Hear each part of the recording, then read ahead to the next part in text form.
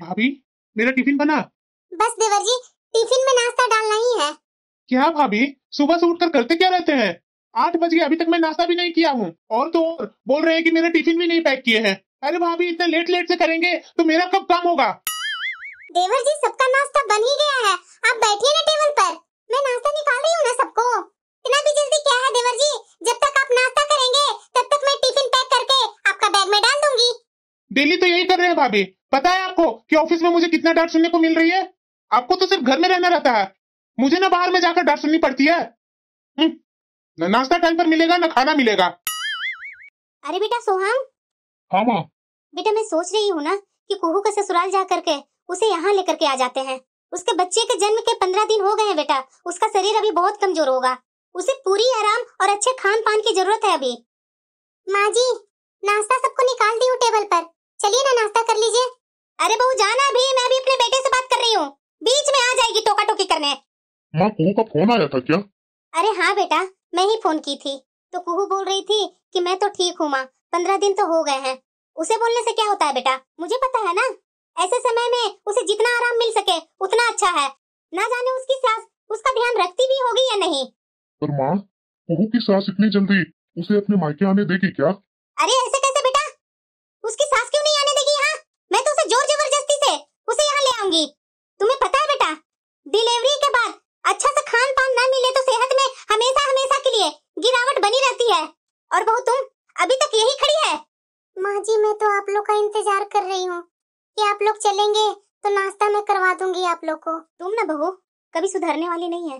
तुम हम लोग को नाश्ता का इंतजार नहीं कर रही है, तुम हम लोग को बातें सुनने के लिए खड़ी है। अभी तो रवि बोल करके गया कि अभी तक मेरी भाभी नाश्ता नहीं पैक की है। माँ जी, उस समय मैं काम में लगी हुई थी तो देवर जी आए बोलने के लिए कि टिफिन पैक है या नहीं, तो टिफिन में मैं नाश्ता डालने वाली ही थी, वैसे ही बोले, इसीलिए वो आपको बोल करके गए हैं। टिफिन तो मैं देवर जी को पैक करके उनका बैग में डाल ही दी हूँ। ज्यादा सफाई फेस मत करो बहू मेरे सामने। तुम्हारी शादी के 5 साल हो गए पर काम ऐसे करती है मानो हाथ पैर में मेहंदी लगी हुई है। सूरत तो ऐसी बना कर रखती हो जैसे लगता है कि सारे घर का काम तुम ही करती है, और थोड़ी थोड़ी टाइम में तुम बैठ क्यों जाती है बता जरा। और ये इतना बदबू कहाँ से आ रही है? माँ जी, ओ मूव लगाई हूँ कमर में, बहुत तेज दर्द हो रहा है माँ जी कमर में और पीठ में। वाह बहू, क्या बात बोल रही है तुम। कितनी अभी उम्र हो गई है तुम्हारी? यही उम्र में तुम्हारी कमर में दर्द, पीठ में दर्द लगा करके बैठी रहती है। एक हमारा समय था कि तुम्हारे उम्र में दौड़ दौड़ कर दिन रात काम करती थी। तुम्हारे समय में तो कोई काम भी नहीं है बहू। 4-4, 5-5 बच्चे पैदा किए हैं और तुम एक ही बच्चे में तुम्हारा कमर में दर्द, पीठ में दर्द, कभी पैर में दर्द हो जाता, कभी हाथ में दर्द हो जाता। ये क्या नौटंकी बना रखी है बहू? माँ जी, दर्द है तभी तो मैं बोल रही हूँ, झूठ में क्यों बोलूंगी माँ जी। इसीलिए मैं बोलती थी नॉर्मल डिलीवरी करवा ले बहू, करवा ले बहू, दर्द कम होगा। लेकिन नहीं, तुम्हें तो पेट कटवा करके बच्चा पैदा करना था ना। अरे माँ, ये क्या बोले जा रही हो तुम? डॉक्टर ने तो खुद ही बोला था कि ऑपरेशन से बच्चा होगा, इसमें भला इसकी क्या गलती है? अरे नहीं नहीं बेटा, सब इसकी नाटक थी। पहले तो इसने नॉर्मल डिलीवरी का दर्द से बचने के लिए पेट कटवाकर बच्चा पैदा की, फिर काम से बचने के लिए पीठ दर्द, कमर दर्द बहाना करते रहती है हमेशा। तुम लोग को तो जितनी सुविधा दो ना उतना ही आलसी होते जा रही है बहू तुम। एक हमारा जमाना था जो पूरे दिन काम करते थे ताकि किसी को ससुराल में हमारी वजह से परेशानी ना हो सके। कोई काम वाली भी नहीं होती थी हमारी मदद करने के लिए। मैं कभी तुम्हारे जैसा दुखड़ा लेकर के नहीं बैठ जाती थी जैसे कि तुम रोज रोज कमर दर्द, पीठ दर्द लेकर के बैठ जाती है। माँ जी, काम तो मैं कर ही रही हूँ ना, लेट से हो या जल्दी हो, मेरे दर्द में होने से किसी का कोई काम रुका है नहीं ना। अब चेहरे पर सुकून या खुशी कहाँ से दिख सकती है माँ जी, जब शरीर का रोम रोम दर्द से करा रहा है। शरीर है, कोई मशीन नहीं है। अरे मशीन की भी जरूरत पड़ती है मेंटेनेंस की। अब तुम्हें क्या हो गया? मेरी बातों से तुम्हें शर्म आ गई? अरे शादी के वक्त तुम्हारे माँ बाप ने मुझसे कहा था कि लड़की बिल्कुल घरेलू है, घर का कोई काम उसे बोझ नहीं लगता है, पर अब काम ना करने का 100 बहाने बनाती है। माँ जी, मैं पहले भी बोलती थी, अभी भी बोल रही हूँ कि काम मुझे बोझ नहीं लगते हैं। पर माँ जी, शरीर है, कोई मशीन नहीं है। शरीर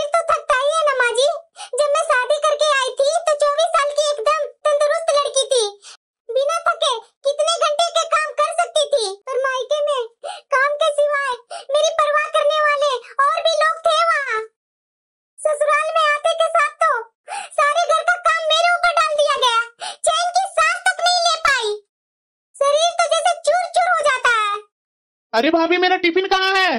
देवर जी आपको मैं कितनी बार बोली कि आपका बैग में रखा हुआ है। कहाँ रखे है भाभी, मुझे दिख नहीं रहा है। और ये क्या क्या हो गया आपको जो मुंह बनाए हुए हैं? थोड़ी शरीर में दर्द है देवर जी। ये तो नौटंकी आपका रोज रोज का है भाभी। आप ऐसा नौटंकी तो रोज करते रहती है। बताइए जरा, किस दिन आप मेरे सामने कमर दर्द पीठ दर्द का बहाना नहीं बनाए होंगे? काम ना करने के कारण पीठ और कमर अकड़ ही जाते हैं। आपको तो अच्छा लग रहा है ना, मुझे सब 10 तरह की बातें सुनाते हैं तो। वाह बहू, क्या नौटंकी कर रही है। अब किसी से तुम्हारा बात नहीं बना तो तुम अपने पति को बोल रही है। तो और किससे बोलूं माँ जी, आप लोग से तो बोल बोल कर थक गई हूँ कि मेरी कमर में बहुत दर्द रहती है, मुझे दिखवा दीजिए। लेकिन आप एक बार भी सुने, किसी ने भी मेरी बात सुने तो मैं किससे बोलूं, अपने पति से ही ना बोलूंगी। सुनिए जी, आज शाम को मुझे डॉक्टर के पास नहीं ले जाएंगे तो मैं खुद चली जाऊंगी। अरे बेटा, ये बहू को बहुत नौटंकी चल रहा। जा बेटा, तुम ऑफिस के लिए लेट हो रहा होगा। बहू की तकलीफ बहाना ही लगती है। बहू के लिए 100 रुपया खर्च करना भी भारी लगता है। अरे बहू, शाम होने को आई, चाय कब तक मिलेगी? अरे बेटा आ गया। हाँ माँ। आना बेटा, बैठना, बहू चाय बना ही रही होगी। ठीक है माँ। अरे बेटा, कुहू से मेरी बात हुई है। 2 दिन के बाद हमें कुहू के ससुराल जानी होगी। यहाँ से तो बेटा लड्डू मिठाई लेने देने की जरूरत के सामान लेकर के जाना होगा ना, और वापसी में कुहू को साथ लेते आएंगे। यहाँ अच्छे से 3-4 महीने आराम करवा करके कुहू को उसे वापस ससुराल भेज देंगे। अभी तो कुछ जरूरी सामान लेने के लिए चाय पी करके चल मेरे साथ बाजार। अरे माँ, पापा से बोल देती ना, या पापा के साथ चली जाती। अरे बेटा, तेरे पापा जी तो रात के समय गाड़ी नहीं चलाते हैं, उन्हें गाड़ी चलाने में दिक्कत होती है ना। पर माँ जी, मुझे तो इनके साथ डॉक्टर के यहाँ जाना था। अरे बहू, तुम्हारा ये कमर दर्द, पीठ दर्द, सिर दर्द, ये तो रोज का है बहू। डॉक्टर को दिखाने से भी कोई फायदा नहीं है। कुछ नहीं आएगा रिपोर्ट में, बेकार में पैसे और समय की बर्बादी हो जाएगी। तुम्हें आराम करने की शौक कुछ ज्यादा ही हो गए हैं बहू। अरे अब चाय देगी भी, चाय पी करके हम लोग को बाजार के लिए भी जाना है। अब मुझे बोलने से कोई फायदा नहीं है, एक मेरा पति है, वो समझते ही नहीं है तो किसी से क्या बोल सकते हैं। किसी से अब कोई उम्मीद रखना ही बेकार है। अरे बहू। हाँ पापा जी बोलिए। बाथरूम में साबुन नहीं है? कहाँ है साबुन? पापा जी बाथरूम में ही होगा, अच्छे से देखिए ना। अरे बहू वो तो ठीक है, मैं देख लेता हूँ, लेकिन हैंड वॉश में लिक्विड नहीं डाला हुआ है। हैंड वॉश सारे खत्म हो गए हैं, लिक्विड डाल देना चाहिए था बहू। जी पापा जी, डाल देती हूँ, थोड़ी सी काम बाकी है। अरे बहू, थोड़ी थोड़ी बोल करके तुम भूल जाएगी। चलो अभी डाल दो लिक्विड। एक लिक्विड भी खुद से नहीं कोई डाल सकते हैं, सारे छोटे मोटे काम के लिए मुझे ही परेशान करते हैं। और मेरी इतनी तबीयत खराब रहती है, उसकी तो किसी को भी कोई फिक्र नहीं है। अभी माँ जी को अपने बेटे के लिए कितनी फिक्र है। जब मेरी डिलीवरी हुई थी, डॉक्टर ने बोली थी कि 2-3 महीना भी रेस्ट करवा दीजिएगा, लेकिन नहीं, घर आते के साथ ही काम में लगवा दिए माँ जी। उन्हें इतनी भी दया नहीं आई कि ऑपरेशन से हुआ है बच्चा, कुछ तो इफेक्ट पड़ेगा। तो नहीं, हमारे जमाने में ये होता, हमारे जमाने में वो होता था।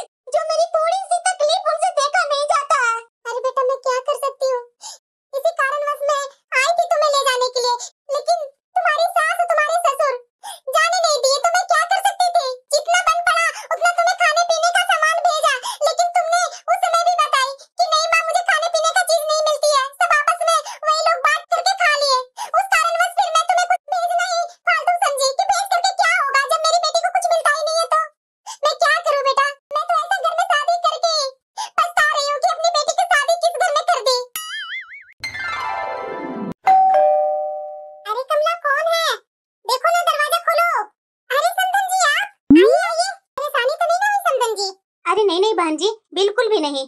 4 घंटे का ही तो रास्ता था, अपनी गाड़ी में तो आए हैं समधन जी, तो भला तकलीफ कैसे होगी? कोई तकलीफ नहीं हुई। अरे कमला, सबके लिए चाय नाश्ता का इंतजाम करो ना। जी माँ जी। बहन जी, ये लड़की कौन थी? अरे समधन जी, ये काम वाली की बहन है। इसे तो ऊपरी कामों के लिए 1 साल के लिए मैं लगवा दी हूँ। आपको तो पता है ना बहन जी, छोटे बच्चे के साथ कितना काम बढ़ जाता है। इसे रखने से मेरी बहू यानी आपकी बेटी को आराम रहेगा और हमें काफी सहारा मिल जाएगा। बिल्कुल बहन जी। जब हम समर्थ हैं समधन जी, तो बहू की सुविधा देने में क्या हर्ज है? आखिर वह भी हमारे परिवार के सदस्य है ना। अभी बहू को आराम, खान पान अच्छे से मिल जाएगा तो भविष्य में पीठ दर्द, कमर दर्द, पैर दर्द, ये सब समस्या तो नहीं ना होगी समधन जी। हाँ हाँ बहन जी, आपने बिल्कुल सही बोला। और वैसे भी समधन जी, बहू को ऐसे समय में सुविधा देना ससुराल वाले का ही फर्ज होता है ना। कुहू सो रही है समधन जी, आप चाहेंगे तो जा करके अपनी बेटी से मिलिए। बच्चे ने थोड़ी कपड़े गंदे कर दिए हैं, मैं इसके कपड़े बदल करके आती हूँ। नहीं तो ऐसा कीजिए समधन जी, आप लोग पहले नाश्ता ही कर लीजिए। जी जी बहन जी। चलिए ना समधन जी, चलिए डाइनिंग टेबल पर आप लोग बैठिए, मैं आती हूँ। लेकिन बहन जी, ये मेरा नाती को थोड़ा मुझे भी तो गोद में दे दीजिए। अरे समधन जी, अभी तो आप ही का नाती है ना। अभी आप बाहर से आए हैं, हाथ पैर धो लीजिए, उसके बाद मैं देती हूँ ना। हाँ हाँ बहन जी, आपने ठीक बोला, मैं तो भूल ही गई थी। बेटा तुम भी जाओ ना, जाओ हाथ पैर धो लो। हाँ हाँ आंटी जी। कुहू, अच्छा लगता है कुहू अभी तक उठी नहीं है। कुहू, अरे बहू उठो ना, देखो तो कौन आया है। तुम्हारी माँ और तुम्हारा भाई आए हुए हैं। क्या बोला माँ जी आपने? अरे हाँ बहू, तुम्हारी माँ और तुम्हारे भाई आए हुए हैं, उठकर देखो ना। बहन जी आप लोग बातें कीजिए, मैं जा करके किचन में कुहू के लिए खाना बना कर लेकर आती हूँ। बहू आज सब्जी क्या खाएगी तुम, तुरई या लौकी की? माँ जी आपका जो मन है वो बना कर ले आइएगा। लेकिन हाँ माँ जी, थोड़ा एक काम कीजिएगा, थोड़ा ना सब्जी में हरी मिर्च का छौंका जरूर लगा देंगे। आप उबला उबला सब्जी दे रहे हैं, उससे ना थोड़ा खाने में मजा नहीं आ रहा है माँ जी। ठीक है बहू, तू जो बोल रही है वैसा ही खाना बना कर लाऊंगी। बहन जी आप बहू के पास बैठिए, बातें कीजिए, मैं तब तक बहू के खाने का इंतजाम कर लेती हूँ। जी जी बहन जी जरूर। आना माँ, बैठना। भैया आप खड़ा क्यों है, आइए ना, बैठिए ना। अरे बेटा, ये तुम्हारी सास है, हम लोग को आने के बाद ये दिखावा तो नहीं ना कर रही है कि बहू के मायके वाले आए हैं तो ये लोग के सामने कुछ दिखावा कर लेते हैं। अरे नहीं नहीं माँ, ये क्या बोल रही है तुम? मैं तो बहुत खुश नसीब हूँ कि मेरी सास बहुत अच्छी मिली है, मुझ पर हमेशा प्यार की बरसात करती रहती है माँ। बहू के प्रति सास की क्या जिम्मेदारी होती है वो बखूबी से जानती है माँ। मेरी पूरी प्रेगनेंसी के दौरान, डिलीवरी के बाद भी मेरा पूरा ध्यान रखा उन्होंने। उन्होंने अपने हाथों से माँ बहुत अच्छी हेल्दी हेल्दी खाना बना करके मुझे खिलाती है। मुझे तो हर तरह का टेंशन से दूरी रखती है वो। घर के कामों का बोझ मेरे कंधे से तो हटा ही दिया माँ। बहू पर हुक्म चलाने या डांटने के बजाय तो मेरी परेशानी समझकर उन्होंने मेरा हर पल साथ दिया है माँ। यहाँ तक कि माँ घर में हर वक्त खुशियों का माहौल रखा उन्होंने। सच में माँ, मेरी सास और पति दोनों मिलकर मेरी प्रेगनेंसी को बहुत ही आसान कर दिया। उनके प्यार और सेवा से केवल बच्चा ही नहीं स्वस्थ हुआ है माँ, बल्कि हमारा रिश्ता भी बहुत मजबूत हो गया है।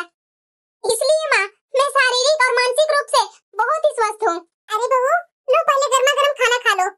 जी माँ जी, पहले खाना खा लो बहू, फिर आराम से अपनी माँ से बात करना। जी माँ जी, लगता दीपक आ गया है, मैं उसके लिए खाना परोस देती हूँ। अरे बेटा आ गया तुम? हाँ माँ, वो कुहू कहीं दिख नहीं रही है, कहाँ है माँ? अरे बेटा, कुहू अपने कमरे में आराम कर रही है और तुम्हारे साले जी और तुम्हारी सासू माँ आए हुए हैं मिलने के लिए। अच्छा, ये तो बहुत खुशी की बात है माँ।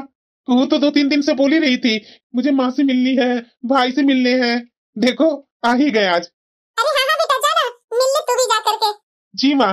बेटा पहले खाना खाएगा या मिलने जाएगा? पहले मैं मिल लेता हूँ माँ, बाद में मैं खाना खाऊंगा। अरे बेटा कुहू, तुम्हारी सास तो बहुत ही अच्छी है, मैं तो कभी सोची भी नहीं थी कि तुम्हारी सास इतनी अच्छी है। हाँ हाँ कुहू, माँ बिल्कुल सही बोल रही है। अरे भैया, नमस्ते भैया। नमस्ते नमस्ते दामाद जी। नमस्ते माँ जी। अरे खुश रहिए दामाद जी। कुहू, दवाइयाँ टाइम पर ले रही है ना तुम? मैं क्या लूंगी, माँ जी जबरदस्ती खिलाती है। और ड्राई फ्रूट और वो फल? अरे हाँ हाँ, उसकी टेंशन आप मत लीजिए, माँ जी है ना मुझे डांट कर प्यार से सब तरह से खिलाते रहती है हमेशा। और हाँ कुहू, इन दिनों में तुम भरपूर नींद लेना, क्योंकि माँ हमेशा सुनाते रहती है मुझे बहू को डिस्टर्ब मत करना। और कुहू, तुम्हारा वो सर में बांधने वाला स्कार्फ नहीं कहीं दिख रहा है, वो कहाँ है? वो अभी अभी तो मैं उतारी हूँ, बहुत गर्मी लग रही थी। अरे नहीं कुहू, डॉक्टर ने बोला है और माँ हमेशा बोलते रहती है इस वक्त तुम्हें स्कार्फ लगाना बहुत जरूरी है। कम से कम तुम्हें 3 महीने अपने आप को अच्छे से ध्यान रखना होगा। मेरी बहन को इसका पति कितना ध्यान दे रहा है। अरे बेटा, हाँ माँ। चल ना बेटा, खाना खा लेना। खाना खा करके बैठ करके आराम से बातें करना। ठीक है माँ, चलो। बेटा, हमारा यहाँ आने का मेन उद्देश्य था तुम्हें यहाँ से ले जाना। तुम हमारे साथ मायके चलेगी ना? नहीं नहीं माँ, अभी नहीं, बाद में मैं जरूर आऊंगी। आप मेरी चिंता मत कीजिए, मुझे यहाँ कोई परेशानी नहीं है। मुझे तो यहाँ माँ हर तरह से सुख सुविधा है, मुझे कुछ चीज की दिक्कत नहीं है। मैं यहाँ जो भी कुछ मांगती हूँ ना माँ, तो वो मुझे बिना कुछ सवाल पूछे पूरी करने का कोशिश करते हैं। मेरे आराम का पूरा ध्यान रखते हैं माँ, ताकि मैं और मेरे बच्चे दोनों खुश रहें। यहाँ तक कि माँ मेरे पैरों में सूजन आ गई थी तो मेरी सास ने मेरा पूरा सहयोग किया, यहाँ तक कि मेरे पैरों की मालिश भी उन्होंने कर दी। मेरी सास ना माँ मुझे बहुत इज्जत मान से रखती है, किसी चीज की कोई टेंशन नहीं लेने देती है माँ। मेरी तो परवाह ऐसे वो करते हैं जैसे लगता है कि मैं उनकी बेटी हूँ।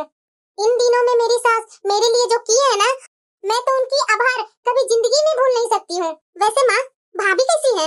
आप लोग दोनों आ रहे थे तो गोलू को भी लेते आते साथ में, गाड़ी में तो आ ही रहे थे माँ। अरे नहीं नहीं बेटा, गोलू भी बहुत छोटा है, 4 घंटा का सफर थोड़ी ना तय कर लेगा। वो अपनी माँ को हमेशा खोजते रहता है, क्योंकि अपनी माँ से जो चिपके हुए रहता है। माँ, एक बात मैं तुमसे बोलना चाह रही हूँ, बुरा मत मानना माँ। मैं फोन पर भी बताने की कोशिश की थी, लेकिन तुम काम में बिजी हो गई थी, इसीलिए मैं बता नहीं पाई थी। जो तुम मुझे बोलती है कि गोलू हमेशा अपनी माँ के साथ चिपका रहता है, अरे माँ, गोलू को कभी अपने साथ तुम चिपकाई है? अगर गोलू को अपने साथ रखती ना तो वो तुम्हारे साथ ही रहता, ना कि अपनी माँ के साथ रहता। अभी देखो ना माँ, मेरा ही बच्चा हुआ है, माँ जी हमेशा अपने पास रखती है। जो भी सेवा हो, जो भी कुछ करना है, माँ जी सब करती है। मुझे तो कोई टेंशन ही नहीं है, मुझे तो ऐसा कभी लगता ही नहीं है कि मेरा कोई बच्चा हुआ है। इतना मुझे यहाँ लाड़ प्यार मिलता है। लेकिन माँ, भाभी का कुछ समय पहले डिलीवरी हुई थी, तो मैं देख करके आई हूँ माँ कि आप लोग भाभी के साथ कैसा व्यवहार करते हैं। मैं तो वो सोच करके ही हमेशा डरते रहती थी कि शायद मेरी सास भी डिलीवरी के समय वैसे ही करेगी, लेकिन नहीं, मेरी सास तो मेरी माँ से बढ़कर निकली माँ। यहाँ तक कि मेरा पति, मैं कभी सोची नहीं थी, ये तो मुझे इतना ख्याल रखते हैं ना कि मैं क्या बताऊँ आपसे। माँ, तुम तो हमेशा भाभी को उलाहने देती थी कि तुम काम नहीं की इसीलिए तुम्हारा ऑपरेशन हुआ, तुम जानबूझ करके पेट कटवा करके बच्चा पैदा की है, ये सब गलत करती है माँ। मेरा भी ऑपरेशन हुआ है, मेरी सास तो कभी भी ऐसा ताना नहीं दी है। और मेरी सास मेरी तो इतनी परवाह करती है ना कि बोलती है नॉर्मल से ज्यादा तो दर्द ऑपरेशन में होता है। और तुम माँ, मैं बराबर तुम्हारे मुँह से सुनते आई हूँ कि ऑपरेशन में कोई दर्द नहीं होता है, नॉर्मल डिलीवरी में ज्यादा दर्द होता है। ये गलत है माँ, मेरी भी ऑपरेशन से बच्चा हुआ है, मुझे पता है कितना पेन होता है। वो तो मेरी सास, मेरे पति ऐसे मिले जो मुझे दर्द का एहसास ही नहीं है। डॉक्टर के बोलने से ज्यादा तो मेरी सास हमेशा हिदायत देती रहती है माँ कि बहू अभी आराम कर ले, अभी कुछ मत कर, 3-6 महीना तो कम से कम आराम करना ही है, ताकि आगे जाके तुम्हें तकलीफ ना हो। लेकिन मैंने तो भाभी को हमेशा देखा है माँ कि हॉस्पिटल से जैसी है, तुमने तो उन्हें काम में लगा दिया कि मैं भी काम करती थी, तुम भी काम कर। अभी देखो, हमेशा भाभी तो नाखुश होकर के रहती है, पता नहीं वो कौन से सोच में घुलते रहते हैं। मैंने भी बहुत कोशिश किया भाभी से पूछने का, लेकिन भाभी कुछ बताती ही नहीं है। सही बात बोल रही हो, मैंने अपनी पत्नी को कभी भी ध्यान नहीं दिया, बात बात पर उसे बीमार पड़ने की ताने देते गए, जबकि उसकी प्रेगनेंसी के समय उसका ठीक तरह से ध्यान न रखने के कारण अब वो बीमार पड़ती रहती है। मैंने अपनी पत्नी को कभी भी परवाह नहीं किया, जबकि उसकी तकलीफ बहुत बढ़ गई है। वह काम भी समय पर नहीं कर पाती है और फिर भी मेरे घर वाले मेरी पत्नी को ही कसूरवार ठहराते हैं। यहाँ तक कि देवर हो, चाहे ससुर हो, चाहे सास हो, उसे कोई भी डांटने से पीछे नहीं रहते हैं। और मैं क्या किया आज तक अपनी पत्नी के लिए? खड़ा होकर के बैठ करके देखता रहा और अपनी पत्नी पर हमेशा गुस्सा होते रहा। माँ, हाँ बेटा। मैं घर जाना चाहता हूँ माँ। काजल की कमर में बहुत दर्द थी, मैं उसको उसी हालत में छोड़ करके आ गया हूँ। ऐसा करते हैं ना माँ, तुम कुहू के पास अभी रहो, जब तुम्हें आना होगा तो मैं तुम्हें लेने आ जाऊंगा। मैं अभी घर जा रहा हूँ माँ। ठीक है बेटा, जा। काजल। अरे आप इतना जल्दी आ गए, सब ठीक तो है ना दीदी के यहाँ? हाँ, सब ठीक है। ऐसा करो, तुम तैयार हो जाओ, चलो डॉक्टर के पास चलते हैं। अरे चलो ना जल्दी। हाँ डॉक्टर साहब, आपने मुझे बुलाया क्या? मैंने सारा इनका टेस्ट कर लिया हूँ, कल इनकी रिपोर्ट आ जाएगी, तो आप इनको कल लेकर के आ जाना, उसके बाद ही देखेंगे कि क्या हुआ है इनको। ठीक है डॉक्टर साहब। हाँ माँ बोलो ना, फोन क्यों की थी? अरे बेटा, तुम बहू को ले जाकर के हॉस्पिटल दिखाया? अरे हाँ माँ, कल मैं ले गया था। कल डॉक्टर ने कुछ टेस्ट लिखे थे, वो टेस्ट लिए। आज हम लोग को फिर से डॉक्टर ने बुलाया है। रिपोर्ट में जैसे कुछ आएगा उसी के अनुसार दवा चलेगा इसकी। अच्छा ठीक है बेटा, जाओ बहू को ले जाओ हॉस्पिटल, जाओ देखो क्या टेस्ट में आया है और मुझे जरूर फोन करके बता देना। ठीक है माँ।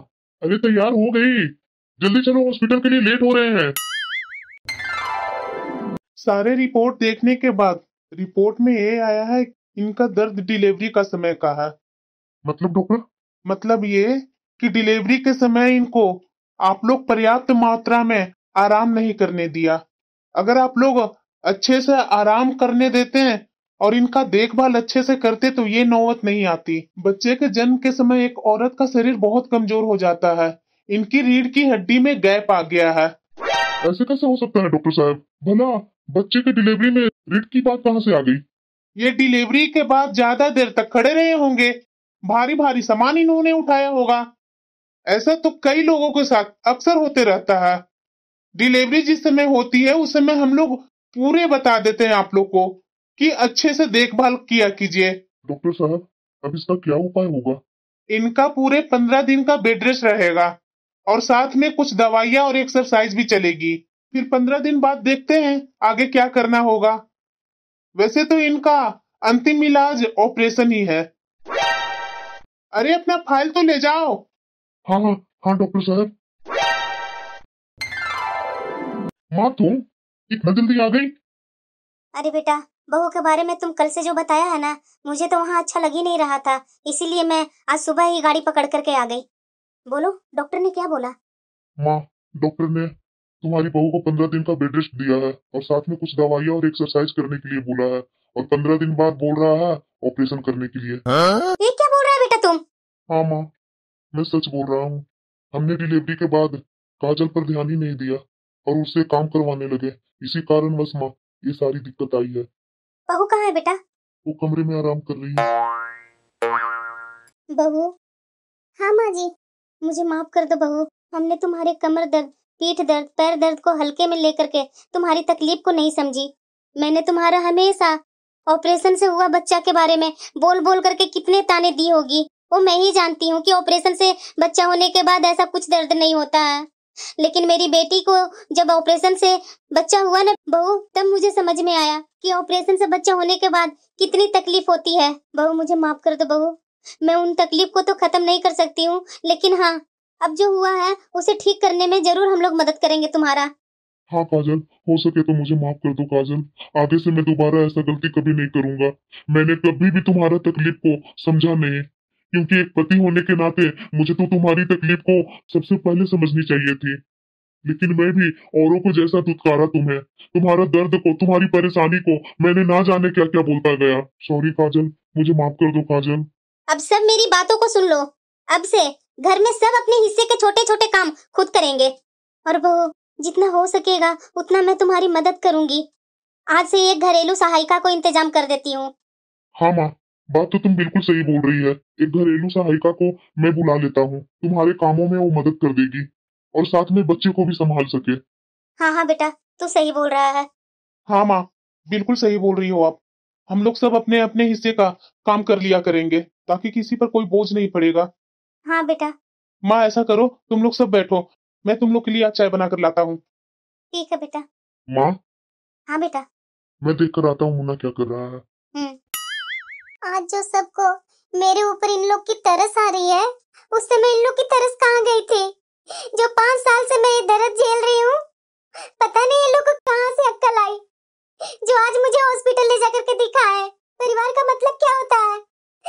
घर में बहू नहीं आई कि नौकरानी आई है, नौकरानी के जैसा ये लोग मेरे साथ ट्रीट करते हैं। आज मुझ पर ये लोग तरस खा कर दिखा रहे हैं। इतने सालों से मैं दर्द झेली जो, उतने दिनों से ये लोग मुझे हमेशा ताना देते रहे। क्या मैं नहीं इंसान हूँ? क्या दूसरे घर की बेटी आती है किसी घर में बसने तो ससुराल वाले इतने जानवरों के जैसा क्यों व्यवहार करते हैं? आखिर मैं भी तो इंसान हूँ। अरे इंसान के नाते भी तो थोड़ा सा तरस होना चाहिए। आज पता नहीं इन लोग की इंसानियत कैसे जग गई।